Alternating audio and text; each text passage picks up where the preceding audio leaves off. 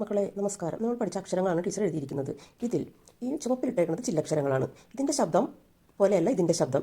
ഈ അക്ഷരങ്ങളെല്ലാം പറയുമ്പോൾ നമ്മളുടെ ശബ്ദം അവസാനിക്കുന്നത് ആ എന്നുള്ള സ്വരത്തിലായിരിക്കും. ഈ അക്ഷരങ്ങൾ കൊണ്ട് നമ്മൾ ഉണ്ടാക്കിയ വാക്കുകൾ എല്ലാം അവസാനിക്കുന്നത് ആ എന്നുള്ള ശബ്ദത്തിൽ തന്നെയായി. എന്നാൽ ചില്ലുകൾ ഉപയോഗിച്ചുള്ള അക്ഷരങ്ങൾ അവസാനിക്കുന്നത് ആയിലായിരിക്കില്ല. അതുകൊണ്ടാണ് അതിന് ചില്ലക്ഷരങ്ങൾ എന്ന് തന്നെ പറയുന്നത്. നമുക്ക് ആ എന്നുള്ള അക്ഷരത്തിൻ്റെ പ്രത്യേകതകൾ പഠിക്കാം. സ്വരാക്ഷരങ്ങളിൽ ആദ്യത്തെ അക്ഷരമാണ് ആ. അതെഴുതാൻ വേണ്ടി നോക്കിയേ, ഒരു ദയുടെ ദ, അതിനെ റായാക്കുക, വീണ്ടും അതിൽ രാ ചേർക്കുക. അപ്പോൾ നമുക്ക് ആ എന്നുള്ള അക്ഷരം കിട്ടും. ടീച്ചർ ഇവിടെ ഒരെണ്ണം എഴുതാം. ഇതിങ്ങനെ ഉണ്ടാ. അതായത് ഏത് വാക്കിൻ്റെയും തുടക്കത്തിലേ ഈ വാക്ക് വരുള്ളൂ, ഈ അക്ഷരം വരുള്ളൂ കേട്ടോ.